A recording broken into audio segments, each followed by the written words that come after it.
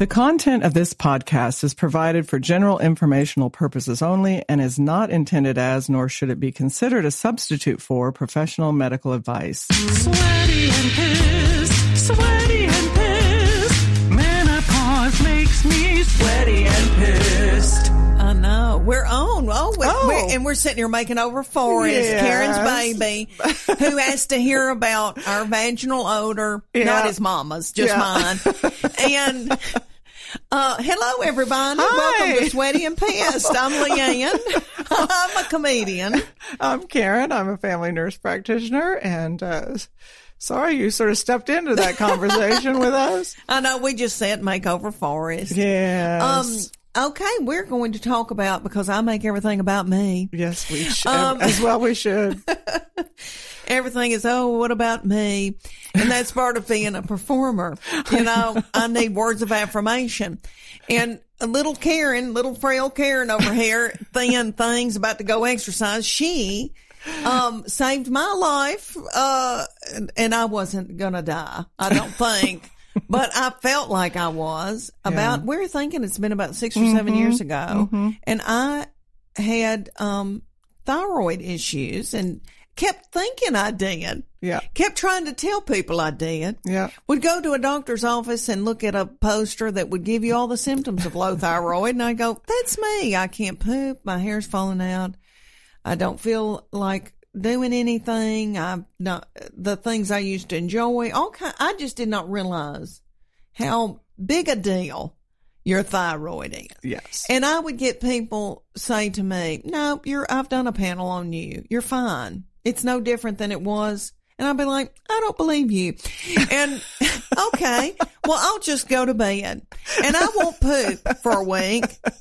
And I don't have a sex drive, and I don't care about, accomplishing squat. I'll invest in some wigs. Yeah, and I have. I love my halo. But I really had like a crash. Mm-hmm. And I got to see you, which was a miracle. And like the golden ticket, we've said, Charlie Wonka, when the grandparents jump up out of the pan, somebody's boiling cabbage. It was that kind of moment. And I got to go and see you, and you said, your thyroid's on the low end. Half your eyebrows are gone. Tell people, okay, I already know because I've been through this and I sit and study a thyroid all the time. Yeah. But your thyroid, tell people how important your freaking thyroid is. Okay, well, let's start by saying that the thyroid gland is a small secreting gland that's at the base of the front of your neck. It's a butterfly-shaped organ. So there are two lobes, one sort of on one side of the neck and the other on the other side, with a little piece connecting the two lobes. And it secretes levothyroxine, or T4. And T4 is a thyroid hormone that does not regulate metabolism. It goes out to your target tissues after it's secreted. It converts to T3, or liothyronine, and T3 regulates the metabolism of the cell. So there are thyroid hormone receptors on every cell in your body. And when a hormone, like thyroid hormone, attaches to the receptor on the cell, it changes the behavior or the metabolism of the cell. So the thyroid hormone is the regulator of cellular metabolism for every cell in your body. So it's pretty important. That's why when you see a list of low or high thyroid symptoms, it's this humongous list that involves every system of your body because it affects every cell in your body. So if we start with the skin as our organ, the skin gets dry, we lose our hair, lose our eyebrow hair, sometimes eyelashes, our mucosal membranes can get dry. We can get, dry mouth and dry eye.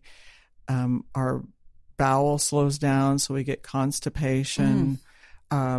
our ability to burn calories slows down, so we gain weight. We have fatigue.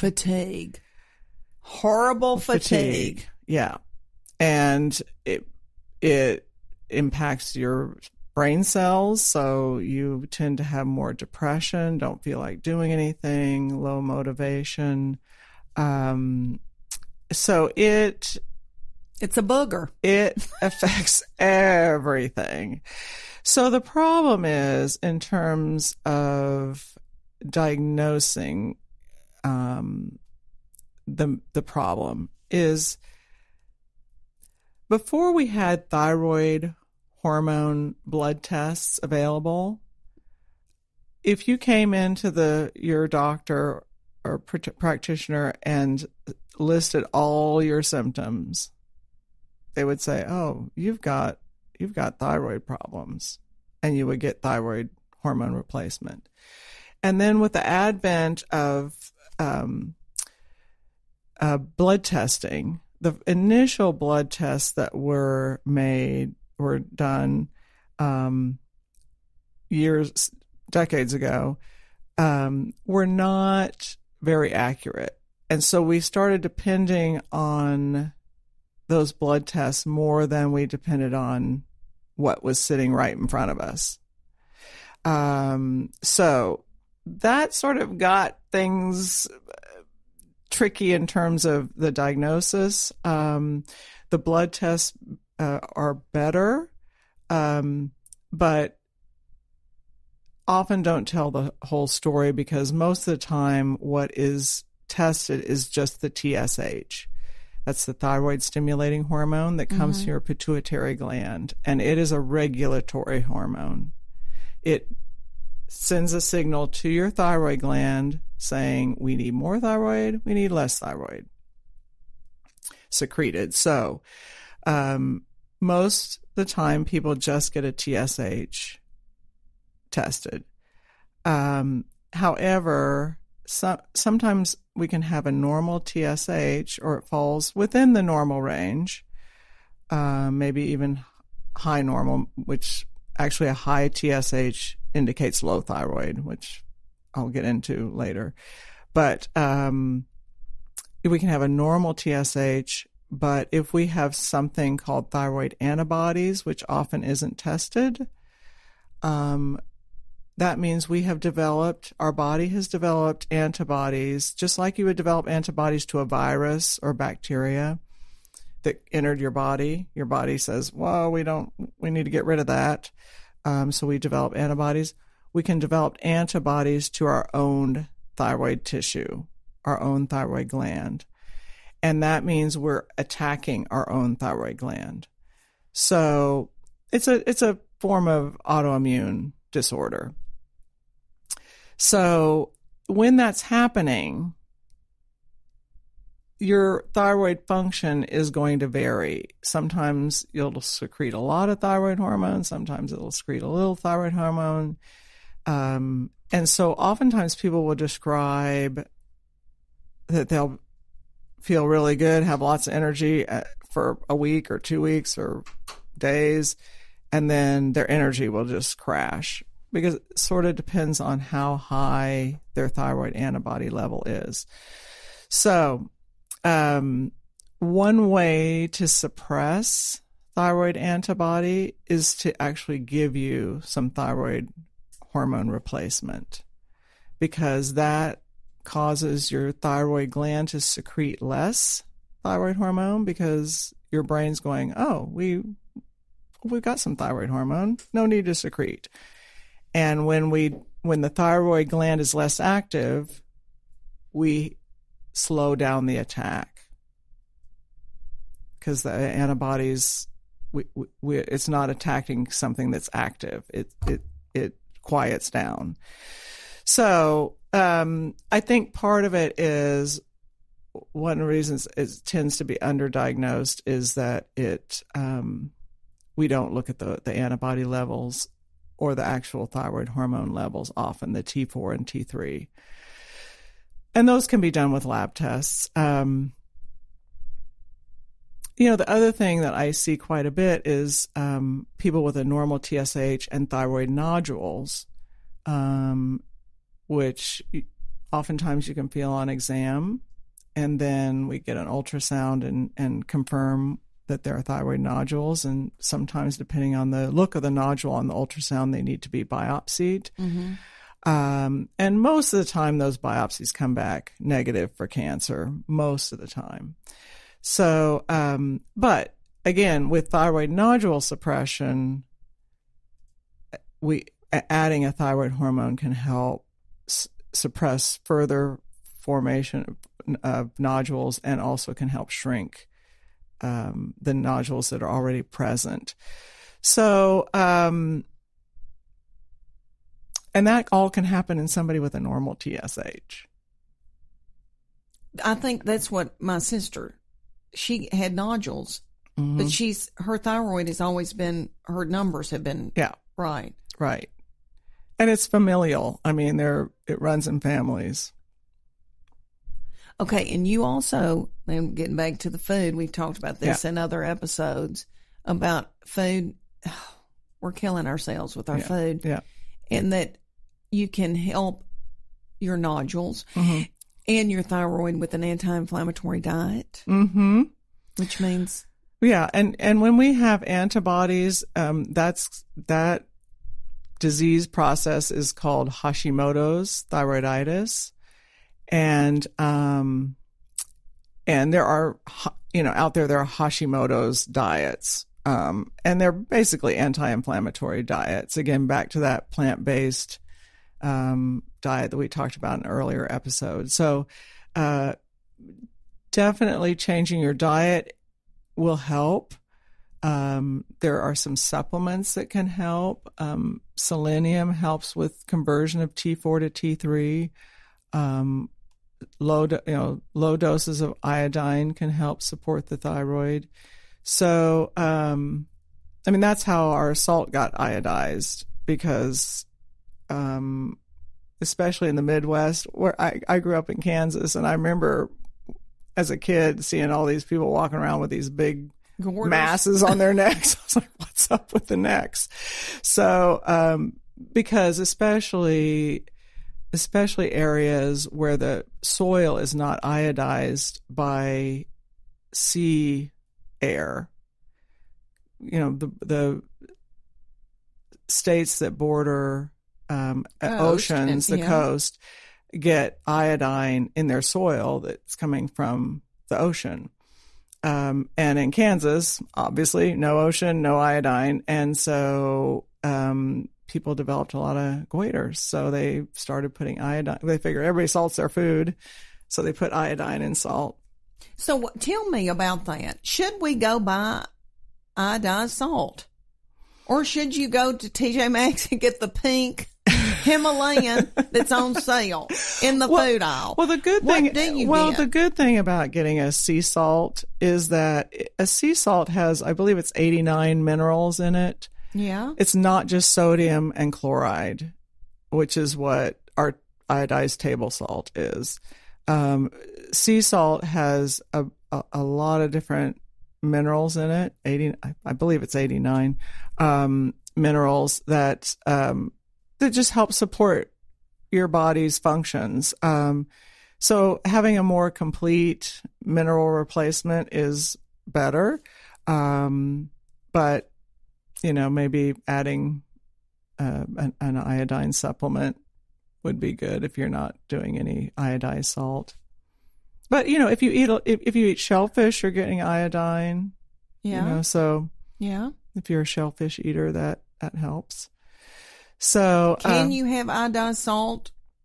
Can you? Is that okay or not? Because I just noticed when I go to the grocery store, because my mama has always had Morton big old thing iodized salt. Now it's all these Himalayans and all these minerals, salts, and all that. Yeah. Is it so? Can people have iodized salt or? Oh yeah, you can. Oh yeah, can you mix it with the mineral salt? Sure you could. You can. Yeah. Okay. And remembering that in terms of salting food. You don't need to salt a bunch of food. Yeah. And especially people with high blood pressure, who are trying to eat a low salt diet, that's a whole separate issue. But, you want to watch your salt if you're in that category. Watch your salt intake. So, the other thing that happened in terms of the thyroid history is the advent of putting fluoride in our water to protect our teeth. Yeah.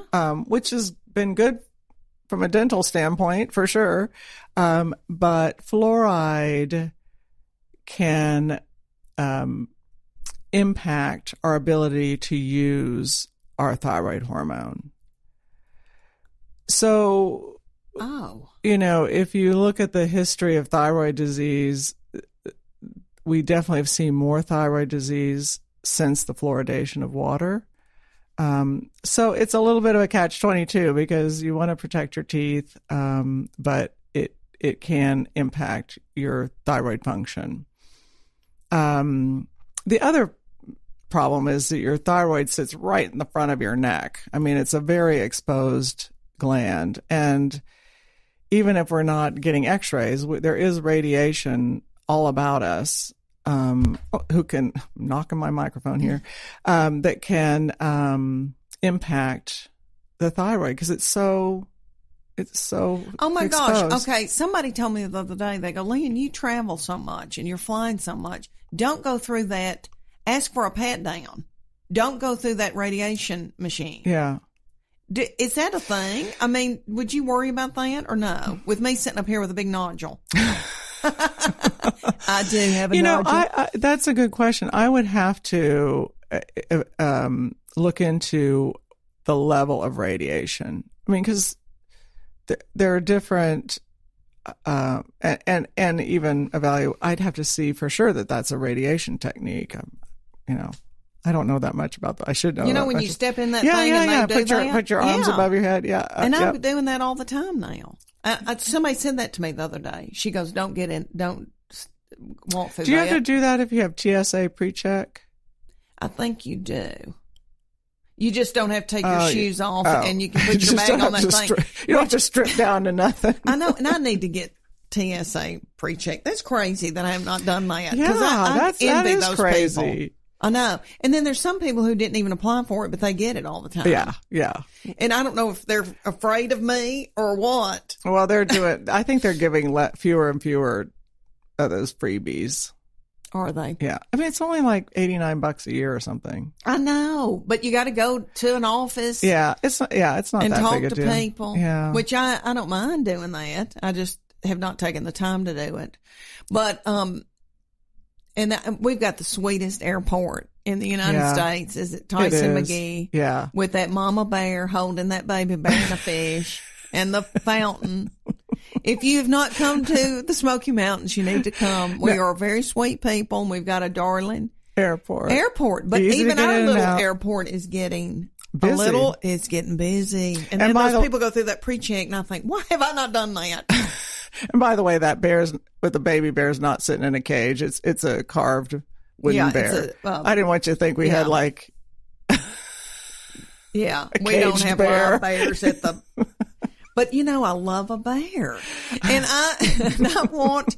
When we were in North Carolina, they were these big sculptures, of bears with like a fish in its mouth. Mm-hmm. And I thought, man, if I ever make it big, when I build a house, I'm going to get a big iron bear because I do love the mountains. I do love where we live. Yeah. I know that you're used to Manhattan, but and singing and doing and Broadway, and I love all that too. But I do think we're in a precious place. We're in a beautiful, beautiful spot. So yes, but that little airport, I go through that all the time doing that thing. So I didn't know. I'll have to investigate that. What about fluoride in our toothpaste? Should we still do that or try not to, Karen? Well, see, this is the problem because if I say no to fluoride, I'm going to have dentists in an uproar. But because fluoride does help reduce cavities, which is, good dental hygiene is huge for your health too. That's why I'm saying it's a real rock and a hard place, I have to say. Maybe one thing to consider is doing the topical fluoride that's in your toothpaste and filtering your water so you filter out the fluoride. Okay. That might be a fairly satisfactory compromise. Do you have a water filter on your whole house and your whole? Actually, at our place we are now, we don't. In our previous place, we had a for the whole kit and caboodle. When we lived in San Antonio, the water is so soft there that we had to have a whole system that the whole house, because you would take a shower and feel like you never got your shampoo out. Well, I don't have that in this house now, but I try to filter my water. Yeah, we do a water filter too, and the pitcher type. Yeah, and then. But I've thought, should I invest in one of those that goes all around your house and goes through your shower and everything? I don't know. That's helpful for your skin and hair. I definitely the reverse osmosis that you would typically have under the kitchen sink is what would get out chlorine and fluoride and all this. Round. I mean, it's all kinds of things going. In our water system. Well, and when you're in a city, how chlorinated the water is in your home depends on how close you are to the water treatment plant, because it's got to be chlorinated enough to get to the furthest reaches. So the closer you are, the higher the concentration of the chlorine in your water. Oh, wow. That's why some people, you get their water, you get a glass of water out of the tap and it smells like pool water. Oh, this is close to Handmaid's Tale. I'm feeling very Handmaid's Tale. Because everybody's walking around and the environment's been ruined. Lord. Yeah. Well, you know what? Let's take a little break and hear about some other. I'm in a fetal position. I know, because you're getting freaked out and Okay. Do you feel a little bit better yet? No. Oh. Okay. So I'm sitting up here with a big nodule. Yep. And I'm on, thyroid medicine, and I can tell that you've added some things, and my hair came back out beautifully. And I'm riding this wave right now of having hair.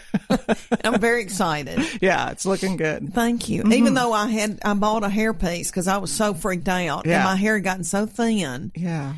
But it was in the summer when I got the hair piece, and when I put it on, I looked like Faith Hill or Carrie Underwood. But it also makes me sweat. So I think I can wear it these winter months. I ought to go home and put it on right now because we're having such a cold day. That's right. Forget that little green hat. You need to get that thing on. Yeah. What do you call it? Halo, you said. Halo. Oh. It just fills out. It's the crown. On a little plastic wire that's not a wire, but a little kind of a headband kind of thing, fits on top of your head. And then you pull your hair out over it and you match your hair, and it's unbelievable. Nobody would ever know. I'm not kidding. But I'm the kind of person where I don't care. I'll tell everybody. I'll say on stage, I got a wig on. I don't care. I can talk about if I've had plastic surgery. I mean, I'm just not one of those people that, my sister will be like, you don't have to tell everything, Leanne. She's very private. And I'm very public, as we say. So, and my mama has said to me many a time, you don't have to tell everybody your secrets. I've still kept some of those. I've still got some deep, dark forest. Forest terrible. I've got dark, honey secrets. But anyway, so maybe sometime I'm scraping. Maybe sometime we'll talk about those. But I feel like my hair's come back out. I feel like I've got more energy. But I have been down in the dirt, honey, with this thyroid. It has really been Yeah, sometimes when people have nodules or have Hashimoto's, it can be hard to regulate. It can be hard to get the replacement just right. So people Because out it's in sort the of a United moving States. target, you know? Okay. So people out in the United States need to have blood work done or test and talk to their practitioner Right. about how often for your thyroid, really. Oh, you mean if you are on thyroid replacement? Yes, if you've got thyroid issues. Yeah, I would say initially, say we're starting thyroid medication, I would have people back in about 8 weeks, 6 to 8 weeks. And because usually you start at a little bit lower dose than where you think you'll probably end up.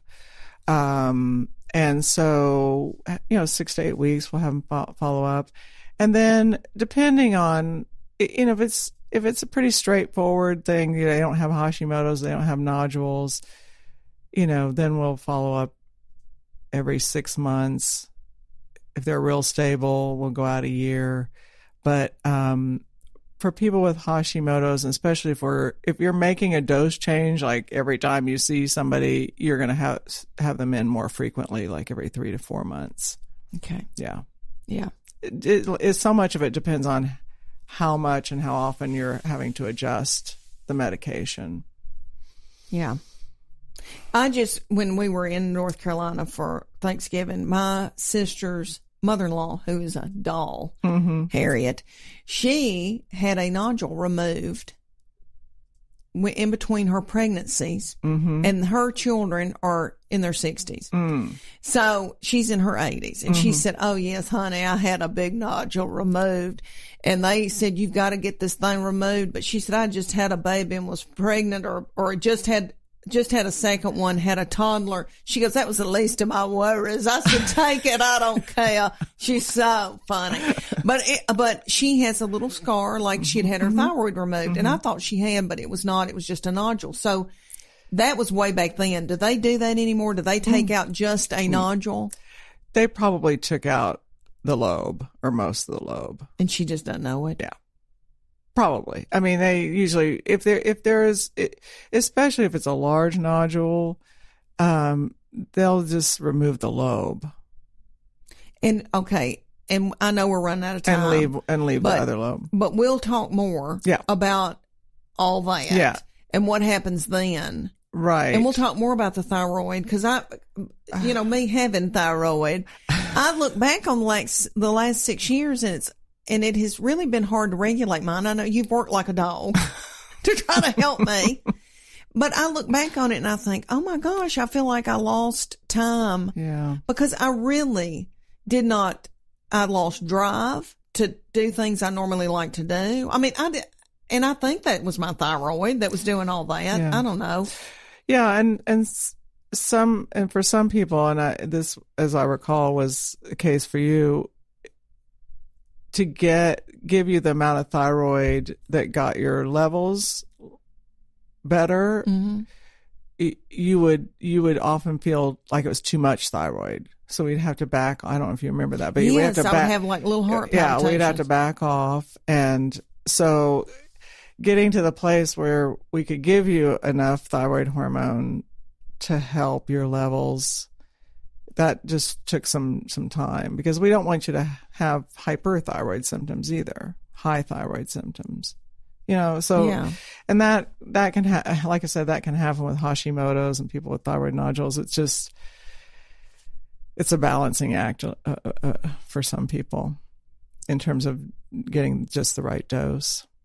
Well, me being all over the country, I talk about my thyroid or whatever on stage, and people come up to me and go, "Oh, I'm on thyroid medicine. Oh, yeah. I've got that must be It's really common, and for the reasons that we discussed in this episode, the fluoride, where the thyroid's located, the fluoride, just our diet, our lifestyle. I mean, that all those things play a role.